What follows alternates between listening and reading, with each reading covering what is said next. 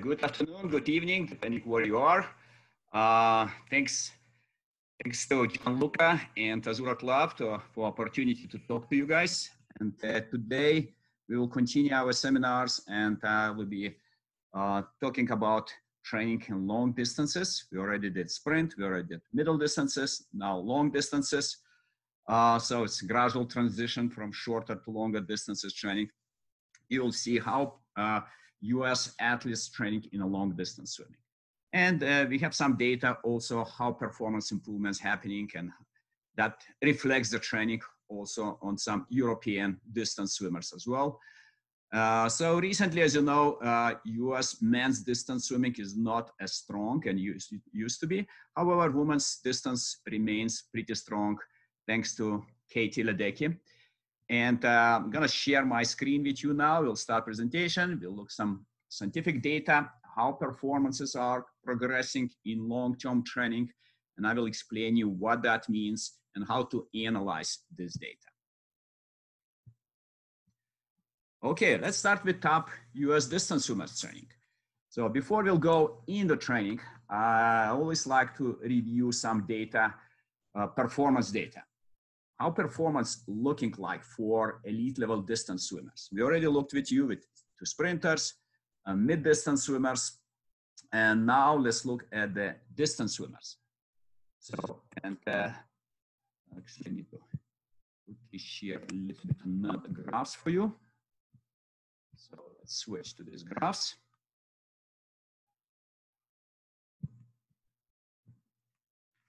So this is graphs of performance progression. You probably have seen those already graphs in the past. So I like them already analyzing them for 30 plus years, and we're looking at different performance data progression, creating models in long-term training, how it should improve, and those models changing over the years. And there are different approaches how athletes are developed, elite level distance swimmers are developed in long-term training. Some of them developing pretty rapidly fast, swimming really fast already at young age. Others not as fast and developing a little bit at slower rate. What is better? Let's try to review them, and we will understand that better what's going on and how our athletes are improving. So let's start with Katy Ledecky, how she improves in the distance events. One of the event, looking at the slide right now, 400 freestyle. So normally I'm trying to compare 11 years, just like a starting point data when athletes start to compete at the competition, but not always athletes competing in their specific events at age 11. So therefore, sometimes we don't have this data. So, but let's look at Katy Ledecky, how fast she was swimming when she was 11 years old for 400 freestyle. So her time was 4:50 at that time, okay, which is 81% from her best time when she broke world record at age 19. That's 100%, as you see on the graph. That time was 3:56.46. So then next several years, she was swimming close to that time, but not breaking the record. So best times, basically, she reached at age 19, which is typical age of peak performances for distance swimmers. For female distance swimmers. Male distance swimmers reaching their highest performances a little bit later, and we'll look at that progressions as well. So as you see on this graph, the fastest progression happens somewhere between 11 and 14 years old, when swimmers improve really, really fast. Every year they're dropping 20, sometimes even more seconds from their best times. Then progression becomes slower. At age 15, when she became gold medalist at 2012 Olympic Games in London, over 800 freestyle. She swam 400, 404, which is not very fast, but she did really fast 800, which was enough for her to win gold medal. So she was much more aerobic probably trained, and you see really good aerobic training was done between age 11 and 14 when she dropped significant times. So this is like an early approach. Athlete swims really fast early, which matches with our research on long-term growth and development in swimmers. When swimmers growing and developing their aerobic systems, such as lung capacity, VO2 max, and other parameters pretty early in the career. And especially girls, because they are maturing earlier, about 1.5 years on average than boys. If you look at performance, Katy's performance progression over 800, we see very similar trend. In fact, there's been like this almost straight line improvements from age 11 or 12 until 15 years old when she won gold medal with 8:14.63 in London Olympics. So again, that shows how athletes is improving and what kind of training was done. You continue improving in long distances events, obviously doing a lot of aerobic work, a lot of threshold type work, and we'll review her practices also, or how she reached these results. But again, the fastest progression is very fast from 11 to 15, and she dropped even like from 12 to 13, as you see, she dropped 1 minute time. That's a lot of training needs to be done to drop 1 minute from 9:58 to 8:58 at that age.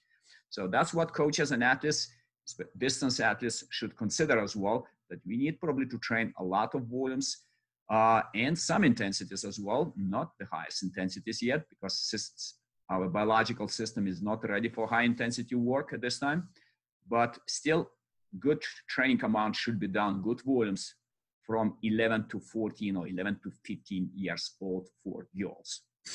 So her best time was again at age 19, world record, 8:04.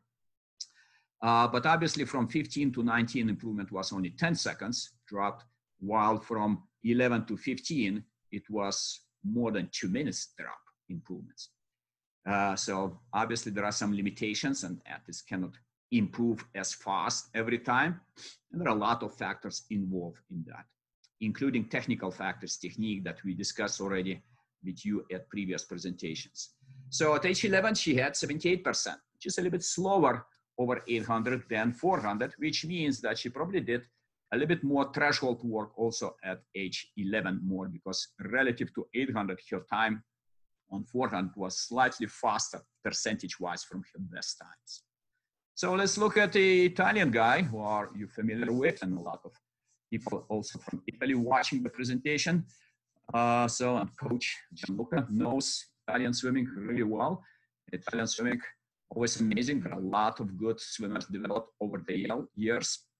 So let's look how his approach. I don't have his data before 15 years old. However, at age 15, if you look, he has already 93% from his best time at this year, actually last week, when he did 14:33 European record. So from 100%, 93% at age 15, that's 15:35 for him. That's pretty fast. That means that he has targeted also good aerobic threshold training to improve his times at a very early age. To swim 15:35 at age 15, not too many swimmers can do that. And that's definitely talented, shows the talent, but also talent should be supported by hard work. And that shows how much work was put already before age 15. And he continued to drop 30 seconds from 15 to 16, sorry. Then again, continuous significant drops to another 16 seconds from 16 to 17, which is a lot. And then performances stabilized a little bit and small drops continued until this year when he did 14:33 already. It's still pretty amazing to swim really fast distance times at age 25. In the past, back in 90s, 2000s, most of distance swimmers have been younger. 20, 21 years old, that's a age of peak performances used to be for swimmers. Now, with professionalism more in swimming, more money coming to swimming, athletes trying to stay longer time, we see that we have older distance swimmers as well, not only sprinters. So next one, the guy who won world championship last year in 1500 from Germany, Florian Wellberg. So he swam much slower at age 15 than Florian. He had 88.9% at that time from his best time, which was actually in 2018, 14:36, and he did 14:36 the same time last year, winning world championship. So he swam 16:25 at age 15. That's almost, not almost, it's a 50 seconds slower than Gregorio Paltrinieri did, which means his development was not as fast when he was younger. Only at even at age 16, he still swam 16:24. That's much slower than Gregorio Paltrinieri, which, if you look back, this did already 15:04. So it's at 1 minute 20 behind. That's a huge time. That also shows that we can compensate that probably even at older, slightly older age, 16, 17, when he started to drop significant times until 18 years old, and continued dropping times until 20 years old. So he still was able to drop. And normally that doesn't happen for girls. It only happens for boys who can still able to drop the times at age 16 or 17 or 18. Girls normally already stabilizing the results. They can still improve. Everybody can swim faster. But at the same time, it indicates that swimmers train slightly differently. Boys train slightly different. They don't need to be pushed at young age. And success for women swimming, distance swimming, depends a lot on the results at young age. Most of our US elite level distance swimmers, they are improving really fast at younger age. Jordan Vilimovsky, who was world champion over 10K swimming, and also really good 1500 swimmer as well, with 14:45 best time. 3 years ago, he did at age 22. So he was also developed very slowly. At age 15, he was swimming 2 minutes slower than Gregorio Paltrinieri, 82.3% from his best time. So that indicates that probably maybe he was a little bit even too late developed as for distance swimmer. And when I looked at his results over various distances, I also noticed that his results are not very good on not only very good on 1500 at young age, but also he was swimming a lot of other distances, 100s, 200s, sometimes not even racing 1500 or 400 races. So, and that indicates that Jordan probably would have more potential that if he would develop a little bit earlier. Because again, as I mentioned, sensitive periods of aerobic development in long-term training are earlier than 16 or 17 years old. You still can improve, and he reached good results, 14:45. But who knows how far he would go if he would be developed as Gregorio Paltrinieri, who was swimming really fast already at young age, long distances again. So Jordan's 400 times also have been very slow, like 67%, and that's actually age 13, but even at age 15, it was still 4:37, not very fast. So very slow development at young age. So he was not swimming too fast when he was younger. But he reached best times last year, actually, 3:46 over 400 freestyle. That shows that he improved a little bit his speed work when he was older age already. So let's look again. You're already familiar with that, relative endurance or ratios between times, how they changed when at this input. I will not go into the details of that. So you can listen to my previous presentations as well, but let's look at ratios between times for top swimmers in the world in various distances. This is male swimmers for male freestylers, a ratio between 1500 and 400. The best optimal ratio is 3.9. So ratio between times indicate how athletes are maintaining speed from 400 to 1500.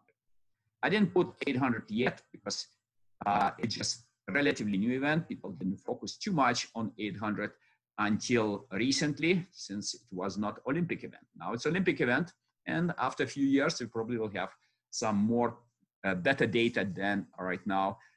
So because some swimmers even didn't swim at all, 800, and the men swimmers. So 1500 to 400 ratio, 3.9. That's the optimal ratio for 1500 swimmers. Those swimmers who swim really well 400, top 10 in the world, these are the ratios.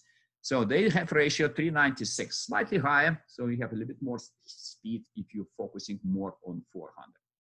But 1500 requires more endurance, and 3.9, that's pretty good. Some swimmers have even 3.8 ratio, which shows that they're really aerobically fit. And maybe that's the lower ratio there longer event swimmers can be successful. Maybe that's even too low ratio. So let's look what ratios for females, 800 to 400. On 800 event, it's 203 ratio. For 400, the best 205. So between 203 and 205, that's best ratios for females to maintain speed from 400 again to 800. So let's look changes of the ratios in long-term training for Katy Ledecky. What happened here? Because ratios will show also what kind of training is done. So don't focus on 400 and 200 ratio for her. Just look at 800 and 400. So these ratios fluctuated, and at the beginning of career, when she was 11, 12 years old, ratio was pretty high. Again, optimal ratio is between 203 and 205. So her ratios only reached really good 202 even at age 15, which means at that age, she pushed more effort in the aerobic training, longer distances, 800 training, and we look what kind of training she did at that time. But before that, she was not able to maintain good 800 relative to 400, which means training was different. She was more focusing on the 200, 400 races instead of focusing on 800. And only at age 13, 206, 202. So these ratios became lower, much lower. Actually, 202, it's very low ratio. It's a great for 800 ratio. Then when she broke world records, ratios have been a little bit higher. 205 ratio was at age 19. And we know that 205 is the best ratio for 400, but also since she's so strong and so far ahead of all other distance swimmers, especially when she was at age 19. So she was able to break 2 world records, 800 and 400 at that age at 19 years old.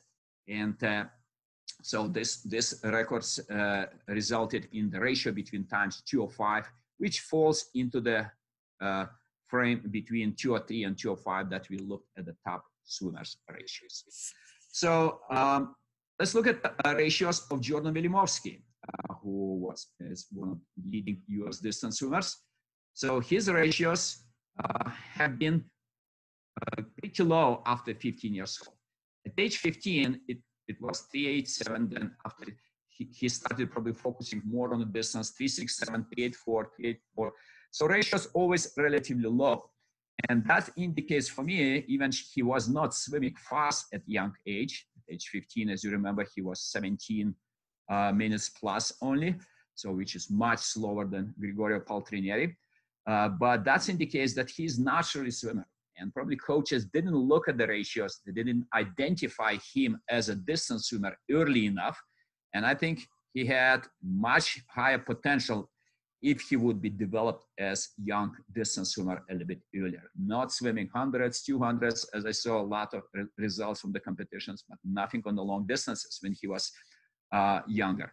Only later he started to swim longer distances. And I think that limited his career. Even he has great result, 14:45, and he's world champion over 10K. But he would be probably better if he would match his development, would match with sensitive periods of development, of growth, of aerobic conditioning, which for boys normally are somewhere between 12 and 13 years old. Up to 14 it may reach. But for girls, it's even earlier. And Katy Ledecky example, she was developed pretty good because she was already swimming really fast at younger age. But this guy, Jordan, has really low ratios. And that's great indication that he can swim definitely even faster. So let's... Gennadios, I have a question for you because, you know, as Italian roots, I believe long distance is one of our main characteristics. And so how do you see, because, you know, Jordan is coming somehow from open water. Now in Italy, Gregorio Paltrinieri and other swimmers, they are actually venturing this new training system in, you know, adding the open water in the sea, exactly, like as a part of their training, etc.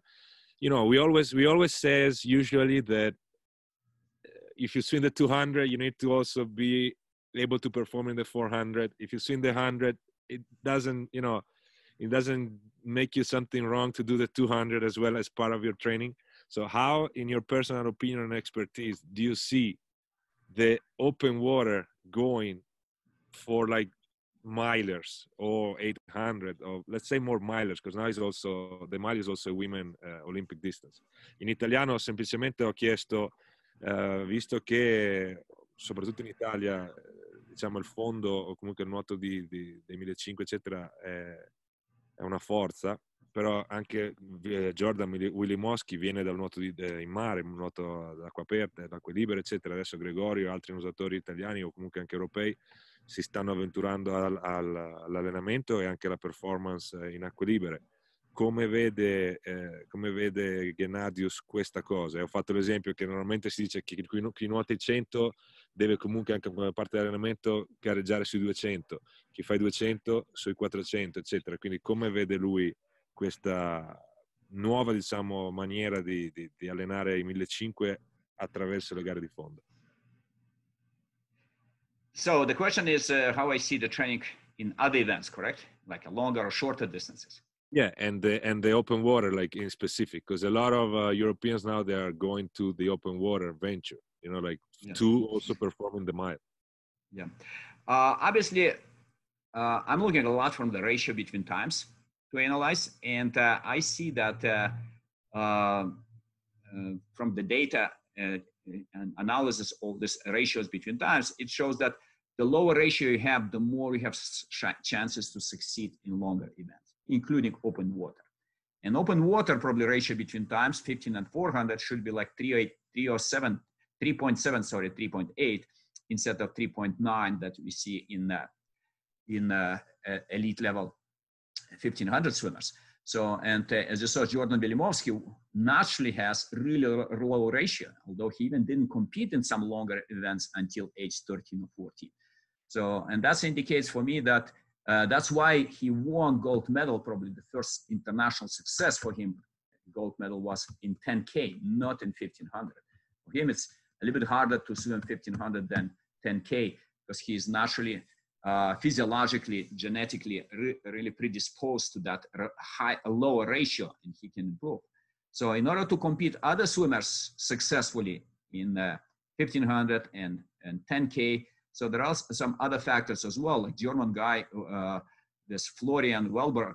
So he won both events last year at the World Championship. So 10K before, and then in a week or so, he won 1500. So I think it's good in general to compete, but it all depends also what you need to improve. And ratio between times can tell you if you need to improve more distance events or you need to improve more sprint events. For example, swimmers who have higher ratio between times, let's say 4.1, 4.2, 1500 to 400, and they're trying to be successful on 1500, they would benefit from some 10K training because their ratio will become lower. They will be more aerobically fit, okay? And vice versa. If somebody is really aerobically fit, for example, when Katy Ledecky was really aerobically fit at age 15, a ratio was only 202 between 800 and 400, she would benefit a lot with racing 200 at that time. And that's what she did, actually. She started to do much more speed work, more training, more intense training, and as a result, she broke world records in a few years after that. So that's why it all depends what directions you need to go, and coaches need to be smart, which is very easy to understand and very, very easy to decide what direction to train by looking the ratios between times. Thank you, Gennadius. Thank you. You're welcome. All right, so let's continue presentation about training. So we'll review different distance clubs, and some of them I may go a little bit quicker through the presentation because time is running quickly. So there are multiple clubs which develop good distance swimmers in US. So what's important with all these clubs? Normally it's a high volume training from younger age already, attention to swimming technique, competitive environment in training, which means there should be like several swimmers working hard, pushing each other. It's very hard to train on your own alone if you don't have any good training partners. Early competitive success in US is also important, except Jordan Willimorski, as we know, that's one exception we have. And looks like Grigorio Paltrinieri also was pretty successful when he was young, was swimming very fast at a young age. And also another reason for success, as in any event, sprint, distance, middle distance, is opportunity to swim in college. That's a huge factor, motivational factor that pushes US swimmers to train hard at a young age, because everybody wants to be in college, swimming in college. Next, let's review some number of practices per week. How many practices normally distance swimmers doing? So you see normally between 10 and 11, except in college in Southern California where Dave Salo was coaching, and also Catherine Focht. So she also was coaching over there. So they did a little bit less. Although Catherine is more like a higher volume type of training coach, sorry. Dave likes a little bit shorter, more intense work. Although I know that some athletes like Usme Luli, for example, he was swimming more than 8 practices per week. But in general, we see that there are between 10 and 11 practices per week. On the weekends, sometimes have even longer, like Mission Viejo trains and Fish Club, which Kate Zigler was developed before Katy Ledecky. She was world record holder in 1500. So they swim over the weekend a lot as well, up to 3.5 hours. So weekly volumes, Mission Viejo, so they're reaching up to 90,000 yards per week. Yards are ratio between yards and meters is about 0.91. So in meters would be about 80,000 meters per week. Nation Capital, 75,000 yards per week. Fish Club, again, 90,000 yards per week, which is pretty high volume. University of Michigan, 70,000 yards per week. Once athletes going to university, that's a normal when athletes training a little bit less volumes, but keeping high intensities. And in many cases, it works pretty well, especially if swimmers coming to university from high volume training program. So then they need to improve intensity more. And that's what helps them to improve results, continue improving. But again, coaches need to be careful and look at the ratios between times. Do your athletes have good aerobic endurance, or you just think they have good aerobic endurance? Ratio between times will tell you that for sure. So speed for distance swimmers. They have to have some speed. Even for 10K, look how fast they're finishing the races at the World Championships and Olympic Games over 10K. If you don't have good speed, it's hard to win the match because everybody is very close swimming. Very rarely you see a swimmer can break away from the group. It's like a cycling. It's a huge drafting. If you are behind, you cannot break away because everybody is fast. And you are too tired, and then people are passing you. It's a lot of tactical work in the 10K outdoor swimming. So even for 1500, we have to have good speed. We saw that 2019 World Championship when Grigorio Paltrinieri was leading until 1400 or so. And then 2 guys, German and Ukrainian distance swimmers passed him because they had higher speed than Grigorio. He couldn't break away from them in the middle of the distance. So to develop speed, distance swimmers using similar tools as other event swimmers, like resistance training, normally twice a week, power racks, power towers, stretch course, paddles, speed training in the water, especially at the beginning of the season to develop good speed in order to build some athleticism before going into endurance phase. Increase distance speed work over 50s and 100s later in the season. Incorporate fast sprints in aerobic sets. And some recent physiological data shows that this helps to improve number of mitochondria faster. A number of mitochondria reflects what aerobic endurance you have in your muscles. If you have more mitochondria in your muscles, you will be developing, you'll have better endurance. That's why incorporating fast sprints in long aerobic sets, it shows that that's a better way to train distance swimmers than just aerobic sets. It's also hard to motivate swimmers to work harder, just long distances. And sprint sets at the end of the practice, that's also good for swimmers. So Speed training for distance swimmers include normally lower volumes and lower number of practices, but at high intensity. And we see that clearly at University of Southern California, especially when Dave Saylor was in charge over there. So he was working that way with distance swimmers. But again, may not work for everyone. It will work really well for those who have really good aerobic endurance. Okay? So it can be done some drills also at high speed as well, kicking, pulling. So creating competitive environment every day, that's what a lot of coaches emphasizing as well. If you have good group of athletes pushing each other, so they will be improving faster than training on their own. And University of Southern California, again, they have coaches like non-standard sets, like 125, 175, mixed aerobic and fast speed, which, as I told, is normally good for swimmers. So let's look at Katy Ledecky. What speed practices she is using. So normally easy speed from the beginning of the season starts, and more speed sets at the end of the practice when she is tired. Although for sprinters normally that should not work, but for distance swimmers it works pretty good.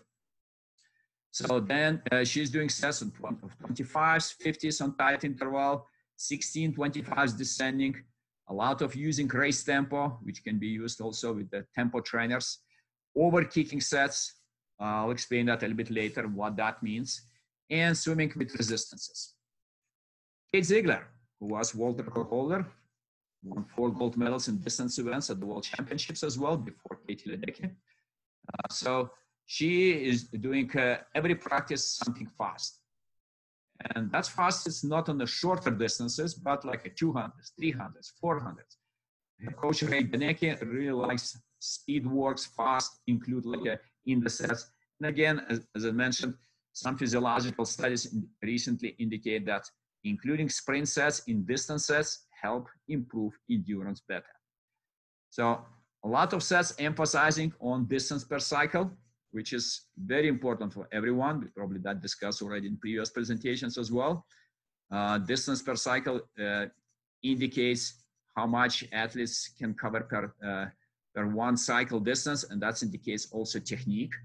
Like for example, Gregorio Paltrinieri, since everybody knows him pretty well. So he's swimming really high tempo, short distance per cycle, almost non-kick, which in my opinion limits results. And he's still very talented, swims really fast, European record holder. But if he would have stronger kick, obviously he would be better. I don't know if it's possible still to develop that kick at this age, or he'll continue just working high tempo swimming.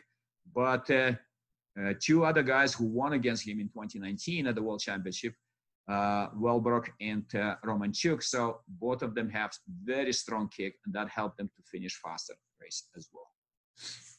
So kicking in distance swimmers. Okay. In the past, most of distance swimmers used to kick 2-beat kick, which is not very fast. And even Kate Ziegler, who was world record holder of 1500 and world champion of 800, 1500. So she, in the middle of the race, always was just 2-beat kick for the most part of the race, only beginning and finish. And we discussed with her and her coach many times, why not to increase distance to kick at 6-beat kick? So because obviously stronger kick will improve distance per stroke and speed. And that's what she does, was doing at the beginning, right at the beginning, first 100 and the last 50. Eventually, we've been able to push your last 75, which is definitely better. But athletes should work that regularly in practices. If they're not doing that in practices, it will be impossible to do at the competition. So let's look at the, so again, some kicking training for distance swimmers. So if athletes will not kick a lot, as I told, and only doing practices, only during the competition, it will be draining their body. They cannot race that way. 2 practices per week at some universities are devoted to kicking, especially at the Michigan University, where we have great also distance swimmers developed. So then also kicking hard race pace sets includes larger muscles, and that's why that's also a good way to build lactate tolerance in the kicking sets. Because kicking muscles, legs have about 70% of the muscles comparing to other muscles, upper body muscles. So therefore, in my opinion, every swimmer should use that. So let's look some kicking examples of kicking sets. So that might be kicking with in vertical position, even with the weights, long kicking sets with fins, short kicking sets without fins, kicking against power racks, power towers, kicking against stretch cords, and emphasizing kick in so-called overkick sets. When that is a kicking, not just 2-beat kick, but increasing to 4-beat kick, 6-beat kick, and even 8-beat kicks. So when the arms already moving slower a little bit, 8-beat kicks normally, it's impossible to incorporate in the cycle. Most of swimmers doing 6-beat kick if they're kicking really strongly. But in practices, you can do that. And I think that's a good exercise to improve the kicking set, kicking power as well. So let's look at the kicking sets of USC, what they are, University of Southern California, what they're swimming, including silver medalist over 10K, Haley, I'll remember later. So they're kicking a lot with fins as well, kicking against the wall, underwater kicking also included, doing catch-up stroke with very strong kick, and more kicking at the end of the practices, such as example 10-100s kick, which also pushes them more towards endurance kicking. Katy Ledecky used to be, when she grew up, only 2-beat kicker. In fact, in 2015, 2012, when she won Olympic medal, she already started to switch more to 6, but before that, she was mostly 2-beat kicker in the past. So that's why coach had some design practices that would force her to kick more. And one of the ways to do that is to reduce number of strokes per lap. And she was able to reduce before 2012 Olympics from 15, 16 strokes per lap to 12 strokes per lap, which forces you to kick stronger. That's why that's one option as well to improve your kicking power. So legs also really good on the second half of the race. And you see that Katy Ledecky kicks very, very strongly on the surface with big splashes, which is good in my opinion, because it improves your body position if you're kicking higher on the surface, not dragging the legs below the surface. So technique for versus training for distance swimmers. Okay. So technique is always a little bit in jeopardy when you're doing a lot of volume training. And that's why the athletes should pay attention to technique work. And correction of technique normally should happen in early season when you have more time to change. And also during the season when athletes training with lower volumes, for example, one of the practice, technique work should be done. And that can be combined with different drills, as we already discussed in my other presentations. You can do even drills as main sets in practices. So doing some video work also always helps. So coaches should talk to swimmers as well regularly about technique. Give them short feedback, but don't talk too long. Okay, it should be just 1 word, 2 words. Do this. That's it.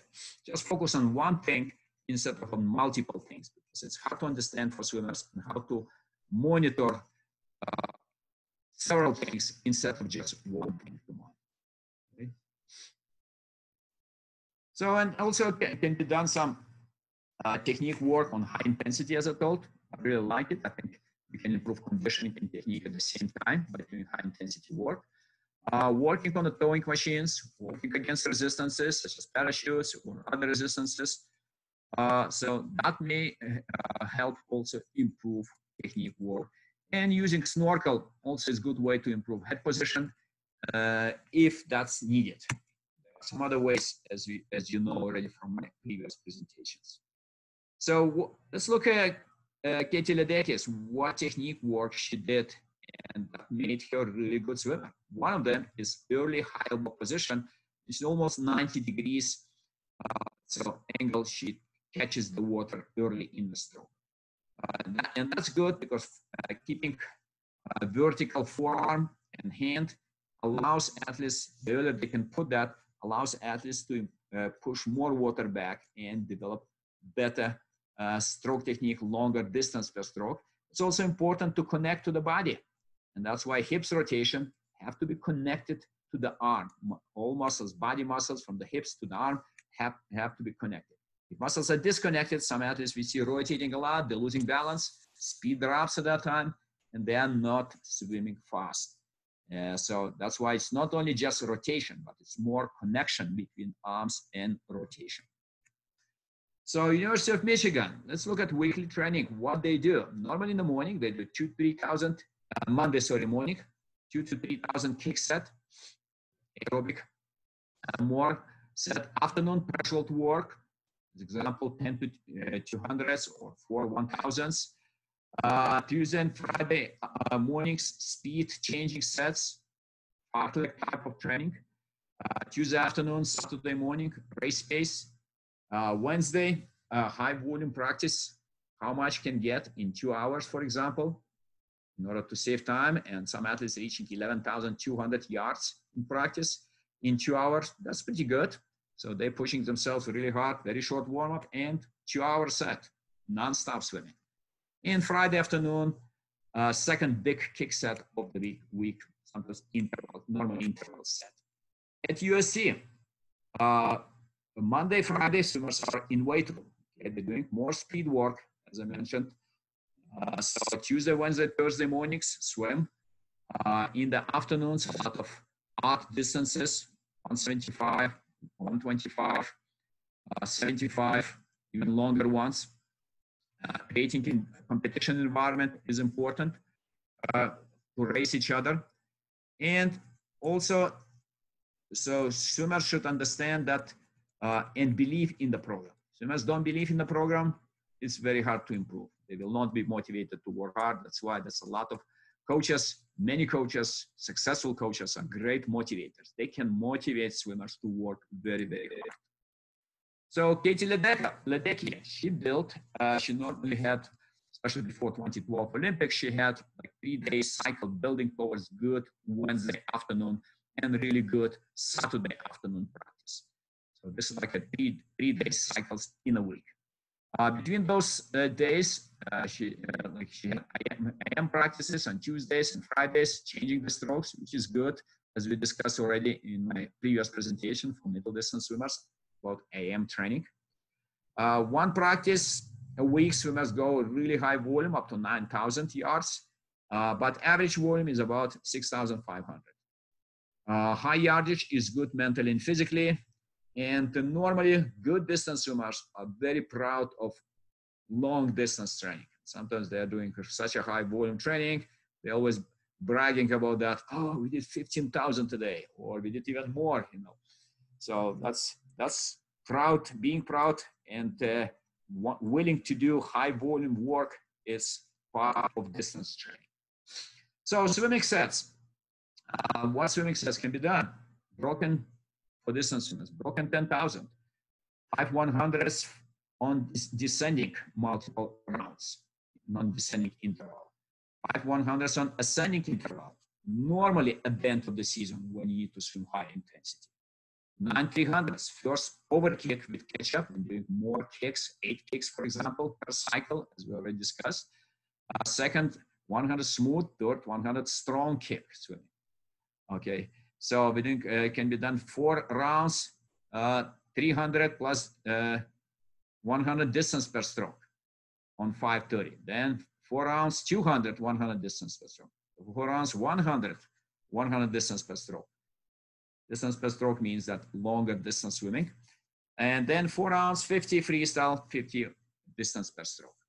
So other type of sets might be 8 200s, arc negative split, even descending, 3 400s, negative split plus 3 300s, 3 rounds. So this type of sets can be done. Also distance swimmers and coaches are very creative, they create even more. So physical and mental preparation training is also important. you want to challenge yourself in practices. If you're not challenging in practices, as in any distance, sprint or middle distance, very hard to challenge yourself at the competition. And that's why challenging in practices, even including broken to 1,500, 3,000, 5,000, 10,000 sets, lifted sets. So that's also part of distance training. Weightlifting normally is relatively low-key weightlifting before college. In college, athletes doing a little bit more weightlifting, more strength training program. But before college, it's mostly low resistance, own body weight exercise, the medicine balls, swim benches. We're using also vertical swim trainers and some other stuff as well. Drawland for Katy Ledecky when she was younger included just own body weights, mostly exercises, and flexibility shoulders. Own body weights, maybe jumps, squats, push-ups, lunges in the pool. So she had like separate practices as well. But it was relatively low-key practices just for own body weight, for core muscles, abdominal, lower back muscles, and so on. So before the competition, some coaches like to do some test sets. Tyler Henwick, who used to coach at University of Tennessee, really good distance coach. So he was testing athletes on the set, which is pretty long and really challenging, such as 4 500s, 4 400s, 4 300s, 4 200s, 4 100s on 110 in long course in meters. So in descending, pace on number 1 has to be higher than the pace on number 4 of previous. So you're basically descending, say 4 500s, last 500 should be faster. And then first 400 has to be a little bit faster than pace on last 500. And you again have to descend. It's hard to complete descent. And if swimmer can complete that 20 times, descending and going faster and faster, so swimmer probably in good shape to swim at the competition. So other coaches also like to test swimmers, distance swimmers 6 weeks before competition, such as doing a mile in US, it's 1650 or 1500, like a breaking break in the smaller pieces, the set. So it can be 11 times 150s or 3 rounds, 200, 150, 150, holding 1500 pace, long mile threshold sets, distance shorter from 4 to 5 times 550s, with the last one at the mile pace, which is 1500 basically pace. So coaches don't like to repeat the same sets many times. That's why tests normally done maybe a couple times, 3 times a year or a season, sorry, only. They like to do variety of stuff, which motivates swimmers to work a little bit harder. So Katy Ledecky, before six weeks before competition, coach normally would like to do also some tests like descending. And especially he liked to do like a 2 800s, 100 easy, 2 400s, 20 easy, and then 4 200s and in the morning, and then repeat the same in the afternoon. Why repeat in the afternoon? Because that's like competition schedule. Okay? You have to race in the morning, you have to race in the afternoon as well, and in most of events. So therefore, swimming in the morning and afternoon challenges swimming and mimicking race pace, especially if you have still 6 weeks before the competition. So IM training, I probably will not stop. Why IM is important. We discussed already for middle distance swimmers, same principle here. It's not better technique, it's mentally tough. You have to have more variety of skills for 4 strokes. So therefore, it's good type of training that can be done for distance swimmers as well. So I probably will skip altitude training, which is part of distance swimmers training in US. Most of distance swimmers coming to altitude regularly and train in Colorado Springs. I will not talk about why it's important. This is like a separate presentation. Maybe we'll do it in the future, guys. But let's look just Kate Zigler, how she did training at altitude, what she did at altitude over here. Oops. So everyday training, okay? There is no break from Monday to Sunday. Normally training at altitude 3.5 or 4 weeks That's where athletes coming to altitude. The longer time you're at altitude, the more you're building blood cells, which allows them to develop better endurance, deliver more oxygen to the muscles. And as studies indicate, 3 weeks is a bit too short, 3.5 weeks is better, 4 weeks it's even better if athletes can spend at altitude. So normally she was, move a little bit to the side. So in order to see for me the graph, the slide.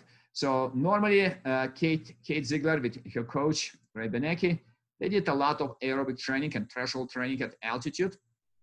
And you can see Monday morning was aerobic training, afternoon, some anaerobic with speed bursts, but her anaerobic training is mostly repeats like 100s, 150s, even 200s.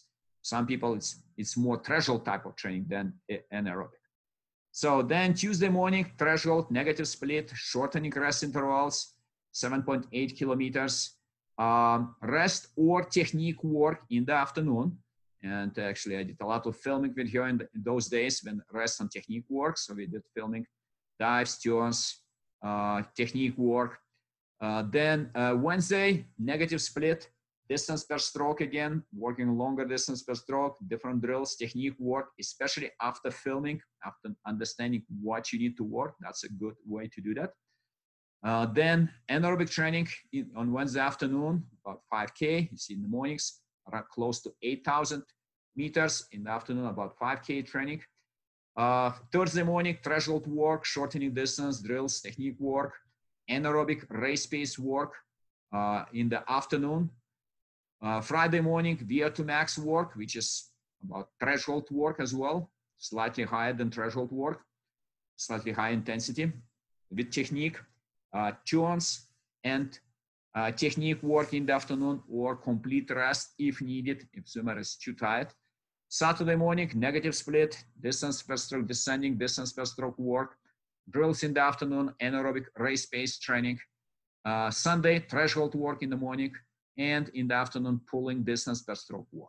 As you see, everyday training. There's no rest, which is not typical for other swimmers. When Michael Phelps had some rest days being at altitude, but Kate Ziegler was pushing really, and her coach pushed really hard, training a lot at altitude and pretty high volumes as well. So this is short review what distance swimmers are training, and I'm happy to answer your questions if you have about how to develop the distance swimmers.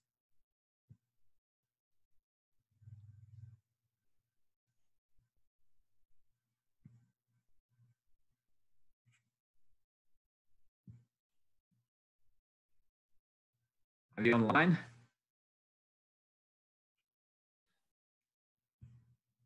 Gennadius, I'm here. You're here, sorry. Yeah, amazing. Nobody's leading, you know? No, they just called me. I was on the phone. I'm not lying to you.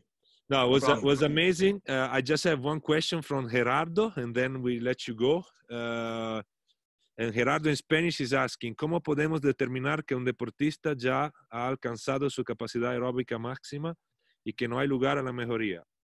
Porque vemos que varios deportistas elite siguen mejorando incluso con el pasar de los años. Basically, he's asking, how can we determine if an athlete reach his maximum aerobic capacity?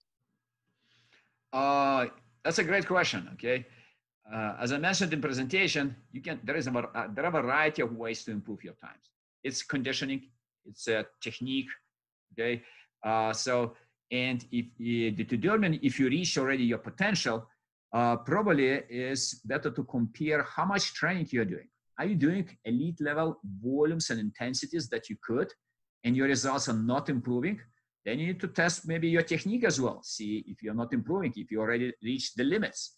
Okay. You can also look at the performance progression in long term, as I did at the beginning of the presentation. So looking at all these factors, if you're doing a lot of training already, and you're already flattening the curve, you're not improving anymore for a year or so. So then probably you need to look what kind of training you're doing. Okay. Is your ratio between times optimal for your event that you're swimming? If your ratio between time is high, for example, 1500 to 400 for boys ratio, optimal ratio, as I told, is 3.9 for 1500 event, and your ratio is 4.1, you probably should start improving your endurance more. And that's not only aerobic endurance, okay? Threshold endurance, mixed endurance, energy zone, that's also really important. So therefore, you need to step up and bring new stress on the body. Once you bring new stress on the body, then you can continue improve. It's always about stress, okay? And as I told, we can increase volumes up to a certain time. You can train, let's say, 6-8 hours a day, okay? You have to rest as well. So therefore, at some point, you need to start improving your intensity in training. Then volumes can go down. You don't need to train always high volumes. But when you're younger, you need to train. So there are a variety of factors to determine if you're reaching your potential or not. In most of cases, even at the elite level, you still can improve. And there are a lot of ways. I think we are swimming really slow, quite frankly. I mentioned that in my technique presentation because there are a lot of ways to swim faster. You can teach better technique from the beginning, and instead of reteaching swimmers later to swim correctly. And we can train differently as well. But especially more smart training by looking at relative endurance, what's missing in your physiology, what's missing in your training. You may think that you're doing already a lot of aerobic training, but your aerobic conditioning may be not improving. You need to do maybe aerobic training at high intensity. That's why considering all these factors needs to be reviewed before making any conclusion about your potential. Perfect. Thank you, Gennadios. We will have a few more questions. I saw that Vlad and Stefano made 2 questions. I will need to ask you guys if you can send them to me by WhatsApp, and I will forward it to Gennadios because I have a school meeting. I'm not lying to you, so I need to leave you guys and I need to interrupt the webinar. But any questions, you can send them. Even Danny is just sent another question. You just send it to me by WhatsApp. I will forward them to Gennadios, and he will do his best to send me an audio with the answer, and I will forward it to you. Okay? So again, I would like to say thank you to Gennadios again for being here with us. Look, Gennadios, I'm gonna tell you, we usually see each other every 3 weeks. I'm gonna confirm you if it's gonna be in 3 weeks or in 4, because I've been talking to Coach Artur Albiero. You probably know him, a good friend from Louisville. And we might do the next underwater session with him and Kelsey Worrell in 3 weeks. So if that goes through, then we will postpone yours in 4 weeks. So I would say September. That's fine. Yeah, we just need to probably, when approaching seminar time, you just remind me. I need to look at my schedule. Yeah. Schedule may change, you know. Yeah, no. Every day we need to look pandemic. At day by day. That's the new rule. So again, we want to say thanks to you. Next week, we will have Stefano Nurra and Swim Lab, and we talk about butterfly turns. We would like to say thank you to Coach Alex for the presentation, the translation in Portuguese. I'm going to make you, everybody can hear you. Yeah, Coach, everybody can hear you. Oh, thank you. Obrigado. Até a próxima semana. And Elizabeth en español, muchas gracias. Muchas gracias a ustedes, hasta la próxima semana.